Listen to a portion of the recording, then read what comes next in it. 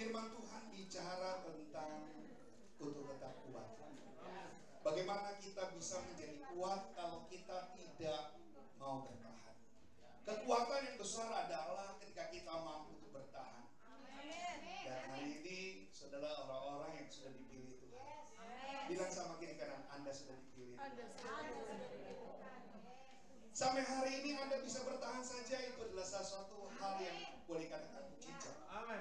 Ketika saudara merasakan itu lewat pengalaman hidup saudara, maka percaya janji Tuhan, bagi Tuhan gak ada yang mustahil, itu milik saudara. Terima kasih buat Pak Gembala yang sudah memberikan kesempatan pada hari ini. Kiranya ini boleh menjadi pertemuan yang pertama.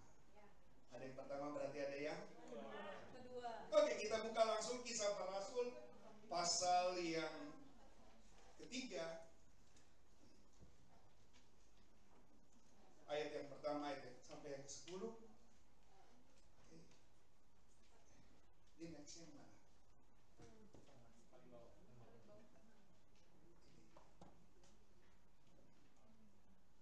Oke, yuk kita baca sama-sama. Saudara yang pria baca yang ganjil, yang wanita baca yang genap, dan seterusnya sampai pulang. Oke, 1, 2, 3. Pada suatu hari menjelang waktu sembahyang, waktu pukul 3 petang, naiklah Petrus dan Yohanes ke bait Allah. Ya wanita, di situ ada seorang laki-laki yang lumpuh sejak lahirnya, sehingga ia harus kusuk. Tiap hari itu diletakkan di pintu gerbang bait Allah yang bernama Gerbang Indah, untuk meminta sedekah kepada orang yang masuk ke dalam bait Allah. Para pria, ketika orang itu melihat bahwa Petrus dan Yohanes hendak masuk ke bait Allah, ia meminta sedekah. Mereka menatap dia, dan Petrus berkata, lihatlah kepada kami. Pria, lalu orang itu menatap dengan harapan akan mendapatkan sesuatu. Tapi Petrus berkata, tidak kepadaku, tetapi mempunyai kuberikan kepadamu dari nama Yesus Kristus, orang Nazaret itu berjalan. Pria, lalu ia memegang tangan kanan orang itu dan membantu dia berdiri. Seketika itu juga kuatlah kaki dan mata kaki orang itu. Wanita loncat berdiri, lalu berjalan kian kemari dan mengikuti mereka ke jalan bait Allah. Berjalan melompat-lompat serta memuji Allah. Pria, seluruh rakyat itu melihat dia berjalan sambil memuji Allah sama-sama. Lalu mereka mengenal orang yang biasanya duduk sedekat di gerbang indah bait Allah, sehingga mereka takjub. Yang percaya katakan amin. Firman Tuhan ini mungkin sering kita dengar, bagaimana seorang lumpuh yang berada di gerbang bait Allah yang indah. Tentunya saudara berpikir, apa sih yang mereka harapkan? Nah, saudara sadar tidak sadar, hidup kita ini seperti kompas. Kemana kita berada, disitulah orang akan meletakkan rasa percaya. Jadilah orang Kristen yang memberikan selalu rasa percaya. Jadilah orang Kristen yang selalu membuat orang punya pengharapan. Kalau orang di luar sana melihat kita sebagai orang Kristen biasa-biasa saja, kepengen gak mereka jadi orang Kristen? Gak kepengen. Kalau dia lihat kita jadi orang Kristen yang penuh dengan antusias, yang begitu semangat dan berapi-api, percaya. Banyak orang-orang yang mau menjadi orang Kristen dan menjadi orang yang percaya. 85% orang Kristen baru karena melihat orang Kristen lama. Jadi kalau kita mau menjadi orang Kristen yang terus dibaharui, pertahankan. Supaya orang di luar sana ingin dan pengen menjadi apa yang saudara alami. Nah, kita lihat, kita baca sama-sama. Pada saat kita jatuh, Tuhan akan memberikan kekuatan sehingga kita dapat bangkit. Firman Tuhan memberikan inspirasi kepada kita untuk bangkit. Firman Tuhan menjadi apa? Kompas dan pengharapan bagi kita di tengah kegagalan. 2023 orang semua bilang tahun yang gelap, tahun yang sulit, tahun yang sukar, dan hampir para ahli ekonomi juga menyatakan hal sedemikian. Nah, apakah kita jadi orang percaya melakukan hal yang sama? Nah, oleh karena itu saya boleh menyatakan hari ini, saudara tidak boleh ikut dengan apa yang menjadi paradigma dalam pemikiran mereka. Kita harus menjadi orang yang punya pengharapan. dan percaya pengharapan itu hanya Yesus satu-satunya. Yohanes 14 ayat 6 katakan, akulah jalan kebenaran dan hidup. Tidak ada seorang pun yang datang kepada Bapa kalau tidak melalui. Saudara sudah punya jalan itu. Saudara sudah miliki jalan itu. Dan tinggal kita tetap bertahan. Menjadi kuat tidak akan pernah menjadi kuat kalau saudara tidak mau bertahan. Kunci orang yang tetap kuat adalah mampu bertahan. Kita nggak bisa memenuhi kepuasan orang lain. Kita bukan superhero. Kita bukan Superman. Kita bukan aktor yang segala-galanya. Mungkin kita beranggapan bahwa kita sudah melakukan yang terbaik. Tapi tidak dalam pandangan cerita orang lain, saudara. Tapi yang paling saya sukai dalam kehidupan kita adalah saudara tetap bertahan dan memiliki Yesus. Itulah yang menjadi beban dalam kehidupan kita. Roma 8 ayat 28 kita tahu sekarang bahwa Allah turut bekerja. Nah kalau kita sudah yakin bahwa Allah bekerja dalam diri kita, kita nggak akan menjadi orang yang gampangan. Bilang kiri kanan, kamu orang gampangan kan? Artinya gampang jatuh, gampang lemah, gampang ambruk, saudara. Nah, kekristenan bicara bukan hanya sekedar agama, tapi kekristenan bicara pada kehidupan yang nyata. Kita ini adalah agen-agen perubahan, agen-agen yang membawa perubahan. Ketika kita ada di tengah-tengah orang yang sulit tidak menjadi sulit. Ketika kita hadir menjadi agen perubahan, artinya gini, ketika ada yang sedih dekat dengan kita, tidak lagi jadi sedih. Jangan menjadi orang Kristen, orang yang membuat malah bertambahnya masalah. Yang sedih tambah sedih, yang takut tambah takut. Kenapa? Karena kita nggak punya satu keinginan sebagai agen perubahan. Bilang kiri kanan, kamu ini agen perubahan.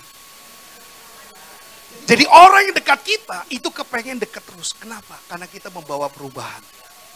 Hati yang susah menjadi sukacita. Saudara tadi datang ibadah dalam keadaan sedih pada waktu saudara naik pujian. Wah, rasa sukacita yang luar biasa. Rasanya kebaktian mau full semuanya puji-pujian. Ya, saya percaya pujian firman Tuhan berkatnya sama. Amin. Pujian firman Tuhan berkatnya sama. Jadi tidak ada yang boleh dapat level yang lebih tinggi. Wah, hanya khotbah lah yang mendapatkan berkat yang luar biasa. Enggak. Kalau puji-pujian dinaikkan dengan rasa syukur, sungguh-sungguh kepada Tuhan, percaya itu akan menjadi kekuatan. Bahkan doa pun juga sama. Jadi segala sesuatunya kita adalah kompas, kita adalah pengharapan. Dan saya tambah lagi, kita adalah agen perubahan. Nah, saudara-saudara, nah kenapa kegagalan seringkali terjadi sehingga kita tidak tetap bertahan? Kenapa kita tidak menjadi kuat? Keliru dalam mengartikan hidup. Kalau saudara lihat, orang yang lumpuh tadi berharap-harap ketika dia ada di gereja, ada kasih yang besar yang mereka terima. Mungkin secara materi, yes. Tapi apakah secara rohani itu menyembuhkan? Bukan berarti saudara ke gereja langsung sakit saudara sembuh. Begitu saudara ke gereja, susah saudara hilang. Begitu saudara ke gereja, rumah tangga saudara menjadi harmonis. Belum. Justru yang membuat saudara berubah adalah keintiman saudara dengan Tuhan. Jangan berpikir waktu saudara ke gereja lalu saudara sakit menjadi sembuh. Ada banyak orang pikir, ya, kalau saya datang kepada Tuhan, semua sakit saya menjadi sembuh. Saudara-saudara, ada proses yang Tuhan mau minta dalam kehidupan kita. Apakah kesembuhan itu adalah yang utama? Bukan. Tujuan utama Tuhan adalah keselamatan dalam hidupmu. Bukan kesembuhan. Bukan kekurangan, tapi keselamatan jiwamu. Apa artinya hidup ini? Tanpa Yesus kau miliki. Apa artinya dunia ini? Kalau engkau kehilangan keselamatan. Dan hari ini, jangan salahkan artikan dalam kehidupan kita. Itu yang pertama. Yang kedua, coba kita baca dulu. Keliru dalam cara pandangnya. Cara pandang kita itu menganggap bahwa orang Kristen itu baik-baik. Haleluya. Ya, orang selalu beranggapan kalau di dalam orang yang mau masuk ke gereja, pasti orang baik-baik semua. Pak, Bu, sadar. Gereja bukan tempat hanya untuk orang baik. Tapi gereja juga ada orang yang jahat.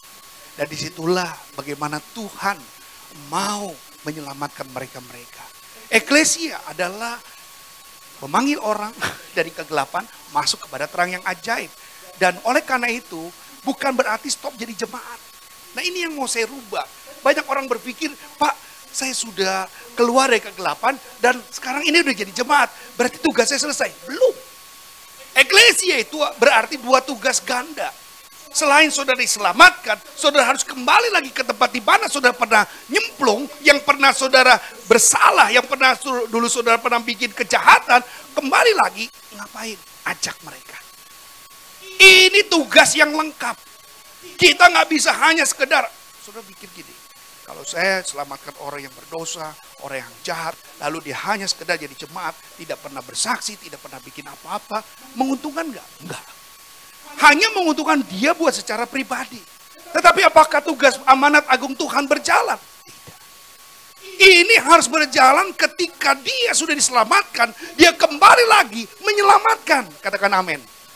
Dia harus pergi, berangkat untuk menyelamatkan. Orang Samaria baik hati, dia tidak berhenti sampai hanya menolong orang Yahudi. Tapi dia terus untuk memberikan kehidupan bagi orang Yahudi tersebut. Cara-cara kita inilah yang Tuhan butuhkan. Jangan sampai keliru kita dalam cara pandang kita. Dia pikir di pintu gerbang kebaikan itu akan didapatkan. Nah, saudara lihat, kita baca sama-sama. 1, 2, 3. Titik lemah seseorang untuk berubah itu tidak kuat. Kita tuh mau berubah tuh gak kuat. Kita pengennya sih berubah. Semua orang tujuannya sih mau menghindari dari dosa, mau melepaskan diri dari lumpur dosa, tetapi kita nggak punya keinginan yang kuat. Kita pikir ya Tuhan gimana sih caranya? Kok nggak bisa sih? Padahal saya sudah berdoa loh, padahal saya sudah baca Alkitab loh, padahal saya sudah rajin ke gereja.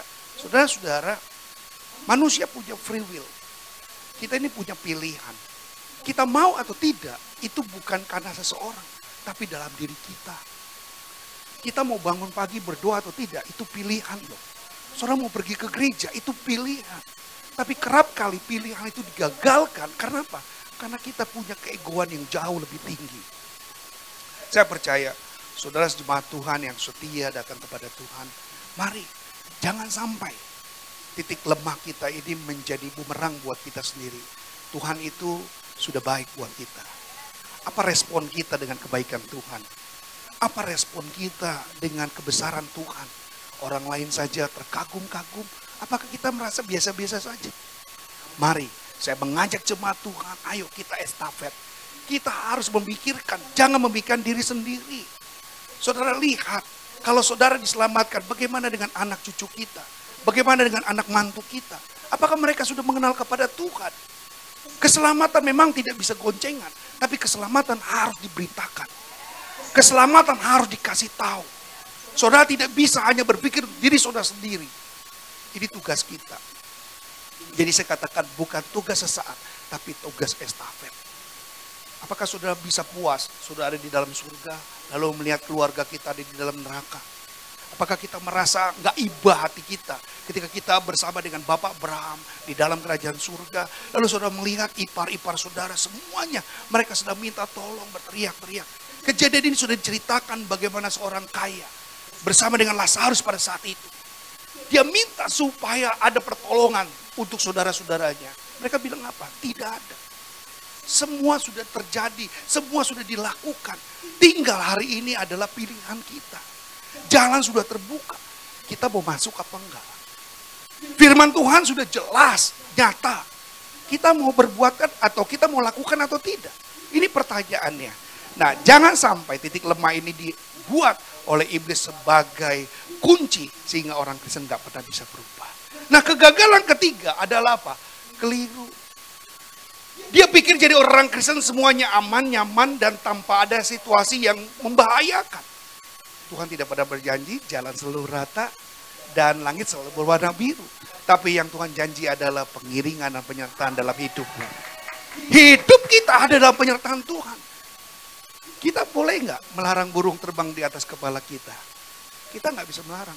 Tapi kita bisa melarang burung bersarang di kepala kita. Amin. Amin. Kita nggak bisa melarang burung terbang di atas kepala kita. Tapi kita bisa melarang burung bersarang di kepala kita. Artinya kita punya satu keputusan. Jangan sampai pengajaran-pengajaran kita diombang-ambingkan. Setialah kepada gereja lokal. Setialah. Banyak YouTube yang menyatakan untuk ini, untuk itu. Tapi ingat, ada satu pengajaran yang baik adalah di mana gerejamu memberikan makan setiap harinya. Kondisi kita dia tahu, gembala kita lebih tahu kondisi jemaatnya seperti apa. Sehingga pada waktu dia menyampaikan firman, ini adalah satu kebutuhan yang menjawab buat semua tantangan kita. Nah, keliruan keempat apa? Karena menaruh harap.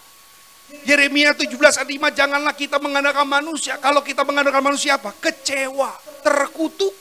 Artinya apa? Nggak ada jawaban. Terkutuk artinya tertutup pintu. Dan semua yang kita harapkan tidak sesuai dengan keinginan kita. Itulah. Maka oleh karena itu mari kita melatih jangan sampai menaruh harap. Baik kepada gereja, baik kepada manusia. Amin. Kasih tahu kiri kanan tuh, jangan harap sama gereja, jangan harap sama Tuhan. Harapnya sama siapa? Harapnya sama siapa? Harapnya sama siapa? Tepuk tangan bagi Allah kita. Berharap dengan Tuhan tidak mengecewakan. Tapi berharap dengan manusia ujungnya kecewa. Gak dijelekin, diomongin. Udah gak diomongin, mending dikasih pinjem. Satu RT tahu semuanya. Untung di sini gak ada. Amin. Gak ada beda. Kita ngomong, kita Pak, padahal kita sedang curhat. Tetapi orang lain salah menanggap, disangka kita mau minta tolong pada dia. Padahal sih enggak ya. Saya percaya saudara, kadang-kadang orang salah tafsir. Kemudian kadang-kadang mereka juga punya sesuatu yang ingin menjadikan rekan sekerjanya. Oleh karena itu, mari belajar. Semua manusia nggak ada yang sempurna. Semua manusia punya masa lalu, punya kekurangan ke masing-masing. Tetapi yang terpenting adalah mau nggak kita mau berubah. Perubahan bukanlah sebuah perubahan ketika kita nggak mau berubah.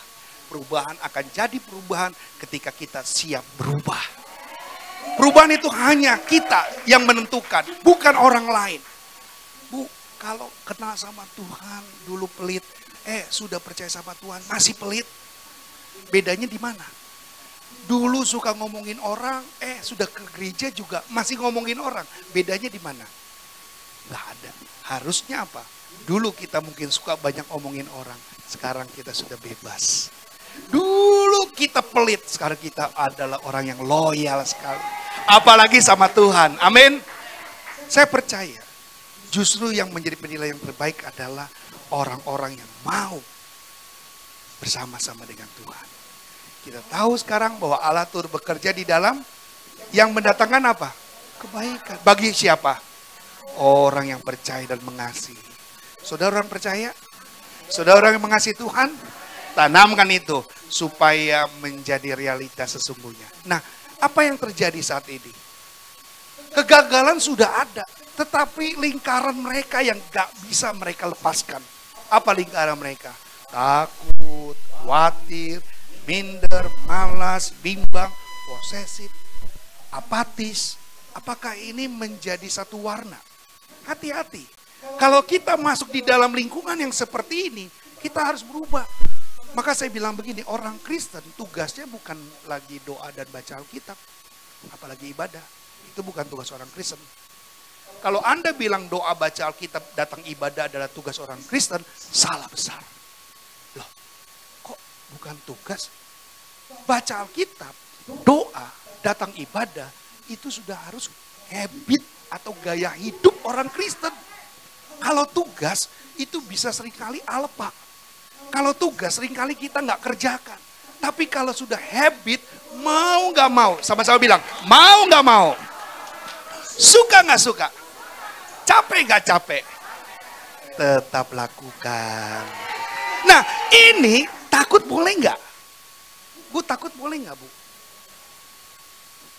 Khawatir boleh nggak? Takut khawatir boleh. Yang nggak boleh adalah hidup dalam ketakutan, hidup dalam kekhawatiran. Ini yang harus kita lepaskan. Misalnya tadi mau ke gereja lupa matiin kompor. Papa balik lagi Pak, kenapa? Aduh kayaknya kompor belum matiin. Padahal sih sudah mati, tapi karena khawatir. Itu boleh. Yang nggak boleh tadi, aduh Pak, besok mau makan apa? Aduh, padahal puluhan kali Tuhan sudah berkati dia. Dia sudah lewati yang namanya padang gurun. Dia sudah lewati yang namanya kesusahan kesulitan. Tuhan tolong, Masa kan cuma masalah makan, masuk nasi ke perut masa. Saudara kalau nggak ada makanan apapun datang ke rumah Pak Gembala, Bu Gembala. Bener. Kalau sampai sudah nggak makan datang. Dan sampai di Pak Gembala nggak datang, datang ke tempat saya. Pastinya nggak mungkin. Ya, kalau saudara sampai 1 hari tidak makan, datang. Tanya Pak Gembala, Pak saya nggak makan loh Pak. Dan saya yakin itu tidak akan pernah terjadi di jemaat Tuhan di tempat ini. Kenapa? Roma 10 ayat 11. Orang percaya tidak akan dipermalukan. Orang percaya tidak akan dipermalukan. Coba saudara buka ayatnya. Roma 10 ayat 11. Jadi kalau saudara percaya kepada Tuhan, Tuhan tidak akan pernah mempermalukan. Amin. Siapa mungkin Tuhan mempermalukan? Tidak akan. Karena dia terlalu sayang dan sangat sayang. Cuma sekedar makan saja nggak dapat, nggak mungkin. Amin. Jangan sampai orang Kristen bilang, Pak benar lupa saya nggak makan. Tadi saya sudah izinkan, sudah datang ke rumah gembala saudara. Kalau gembala saudara nggak kasih, saya akan telepon gembala saudara untuk traktir saudara. Kok ketawa? Ketawanya ini ngeyel apa? Yakin gak sih? Yakin. Boleh dites? Boleh. Haleluya. Saya punya statement begini saudara. Kalau saya makan duluan, terus ke jemaat saya datang, pasti jemaat saya traktir. Saya bayarin makanannya. Saya udah punya komitmen. Tapi ingat jemaat juga, kalau ngelihat saya, saudara makan duluan, ingat saudara harus es kemong pakai roti. Kalau ngomong, hati-hati. Ingat ya, saya udah ingat wajah Bapak Ibu ketika saya melihat saudara, saya mau makan, saudara duluan, saudara yang harus bayarin. Tapi kalau saya makan duluan, saudara datang tiba-tiba, siapa yang bayarin? Amin. Tepuk tangan. Deal? Deal. Yuk kita baca sama-sama. 1, 2, 3. Segala perkara dapat kutanggung dalam Dia, memberi kekuatan kepadaku. Kepada umat di Filipi, Rasul Paulus mengajarkan agar menyerahkan semua perkara kepada Tuhan. Biarkanlah dengan kekuatan yang Tuhan yang akan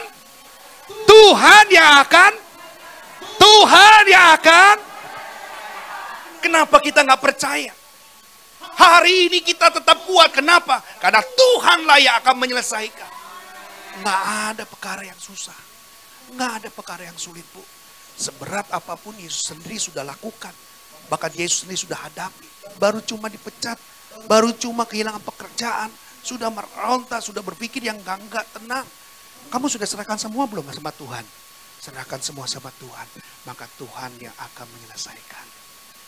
Masalah rumah tangga, datang sama Tuhan. Maka Tuhan yang akan menyelesaikan. Cara Tuhan bukan cara kita. Tapi cara Tuhan, cara yang terbaik. Tuhan tidak cepat, tetapi Tuhan selalu tepat.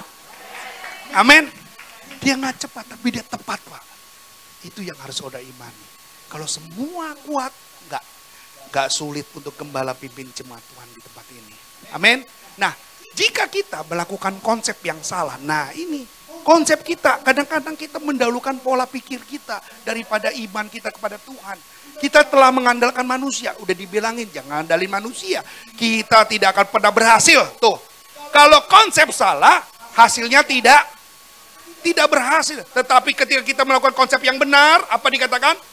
Keberhasilan menjadi milik. Saudara-saudara, ini yang saudara lakukan. Tidak akan ada berkat yang salah alamat. Cuma Ayu Ting Ting yang salah alamat. Kita nggak pernah salah alamat. Kalau berkat Tuhan memang, dan ingat berkat Tuhan nggak bakal ketuker.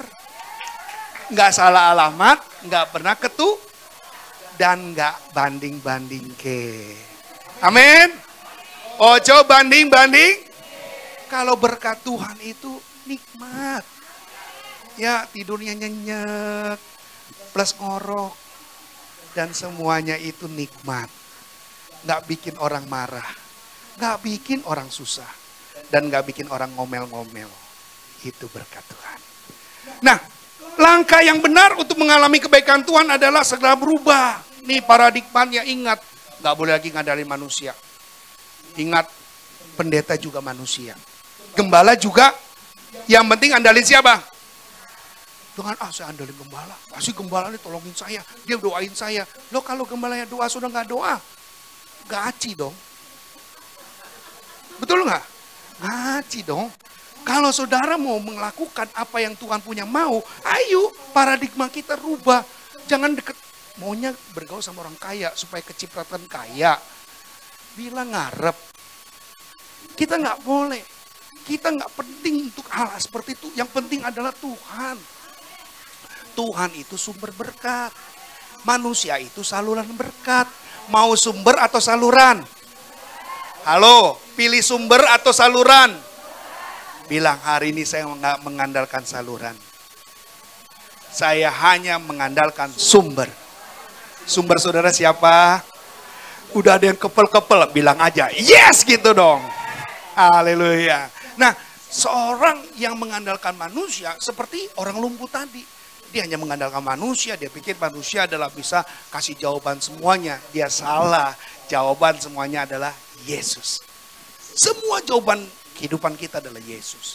Semua orang boleh lari kemana-mana. Tapi ujungnya lihat aja, pasti mereka ketemu Yesus. Dokter yang pintar habis operasi, pasien gak bangun-bangun, dia suruh ke mana? Berdoa sama Tuhan. Pintar berarti sering ke ICU. Saya sudah lakukan yang terbaik. Tinggal Tuhan enak aja. Komisinya dia yang dapat. Tuhan suruh bertanggung jawab atas hidupnya. Tuh lihat manusia aja ujung-ujungnya Tuhan. Kenapa sih kita ribet banget? Bilang kiri kanan, lu ribet banget sih. Udahlah andalin Tuhan aja deh saat ini. Ya kan? Dokter pinter operasi kita ratusan juta. Udah selesai dia bilang apa? Pemulihannya kita tunggu yang maha kuasa. Enak. Cuannya yang dapat. Idinya dapat. Kita protes sama Tuhan. Nah, ada 3 hal yang tetap kita jadi kuat. Kalau bukan ini, kau tidak akan pernah bisa menjadi orang yang kuat. Yang pertama, percayanya harus tepat. Nggak boleh ojo banding-banding ke. Percayanya mesti benar-benar. Halo, tahu percaya yang benar-benar? Sungguh-sungguh. Nggak terombang-ambingkan. Apapun yang terjadi di dalam hidupku, selalu ku berkata, Tuhan Yesus baik dalam segala hal yang terjadi, tetap ku berkata. Percayanya harus benar.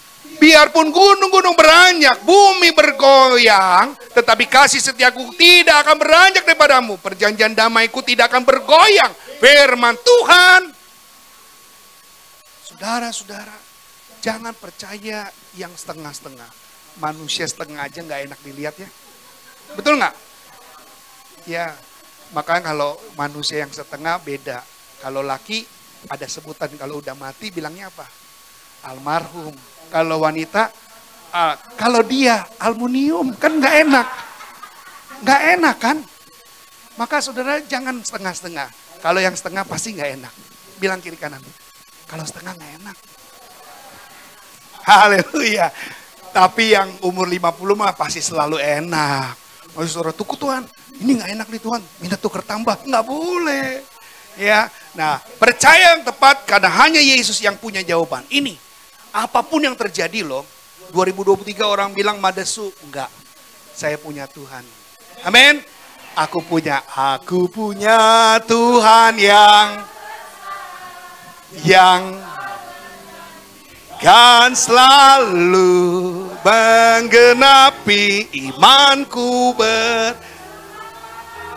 percaya Pak. Amin. Ku terima sekarang.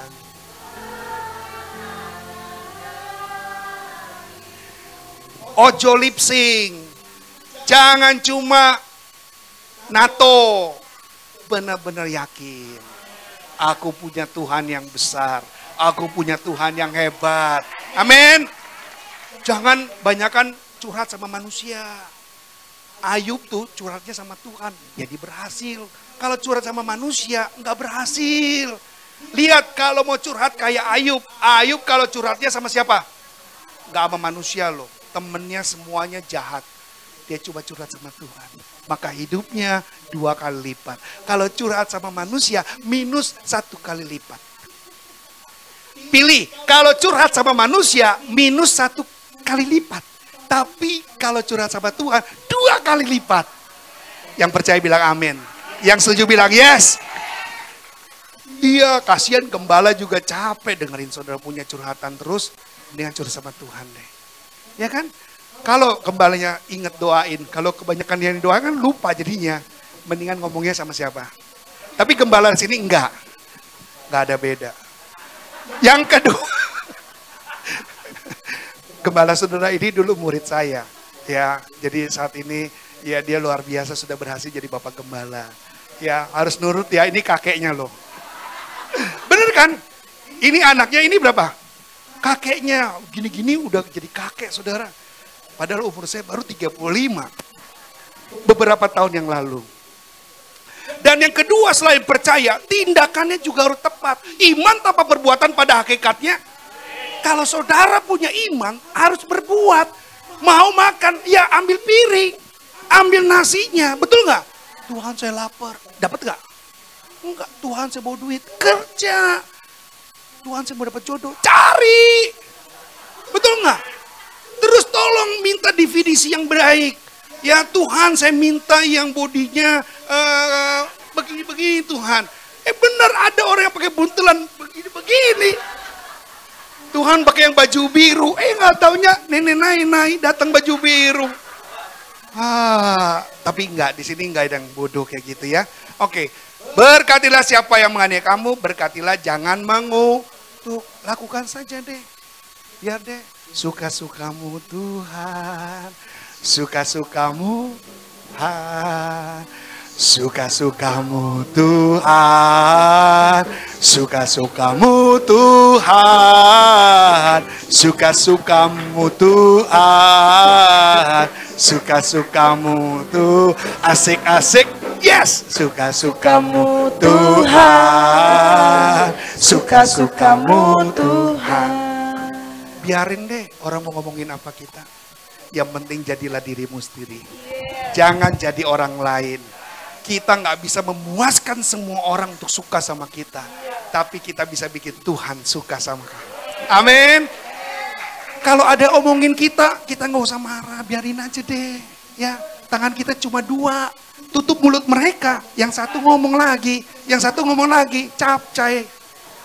Mendingan tangan kita buat tutup. Dan berdoakan dia supaya masuk neraka. Nggak boleh. Doakan dia supaya dia jumpa sama Tuhan. Bukan berobat, bertobat. Amin.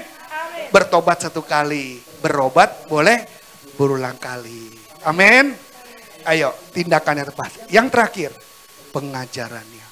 Pot tanam pohon, pindah-pindah, mati gak? Maka saudara yang suka pindah-pindah gereja sana sini, GKJJ, gereja Kristen jalan-jalan, GKMM, gereja Kristen Mondar Mandir, mati. Nanti gebalanya bingung siapa yang ngubur. Karena semuanya ngakuin, ini jemaat saya. Dia datang ke Baktiara jam 7.30 di sini. Di sana jam 9.30. Di mana lagi? Di sana jam 12. Waduh, nih Inci, ternyata gerejanya banyak. Untung di sini nggak ada yang ngaku. Oh, orangnya nggak datang. Haleluya. Percayalah kepada Tuhan dengan segenap hatimu dan jangan kepada pengertianmu sendiri, akuilah dia dalam segala lakumu, maka ia yang akan. Jadi harus punya pengajaran yang tepat, ikutilah ajaran yang benar. Jangan terlalu banyak yang ngajar. Pusing. Yuk, satu, yang penting Tuhan Yesus yang harus dimuliakan. Kita buat apa sih kalau kita dengar yang banyak, tapi kalau kita nggak mau melakukan, betul nggak? Khotbah sini, gue yang mana gue jalanin ya. Kalau saudara memang bertumbuh di tempat ini, lakukan yang di sini. Karena ini adalah satu kloter yang akan masuk dalam kerjaan surga. Ke gereja itu ngapain sih? Supaya kita masuk surga. Maka kalau saudara memang pengen masuk surga, ikuti pilot yang membawa kapal ini supaya saudara sampai tempat tujuan dengan selamatmu saja. Amin. Mari kita baca sama-sama. 1, 2, 3. Orang yang lumpuh mengalami perubahan paradigma. Berawal andalkan manusia menjadi berharap dengan Tuhan. Ketika kita berharap dengan Tuhan, maka kita akan menemukan kasih dan kuasa Tuhan. Ketika kita mengerti langkah yang salah dan melakukan langkah yang benar, maka apa dikatakan? Apa dikatakan? Siap diapain? Kalau kita percaya yang tepat, pengajaran yang tepat, dan berbuat yang tepat. Jangan salah. Kalau salah, jangan salahkan Tuhan, tapi salahkan karena Anda tidak taat. Haleluya.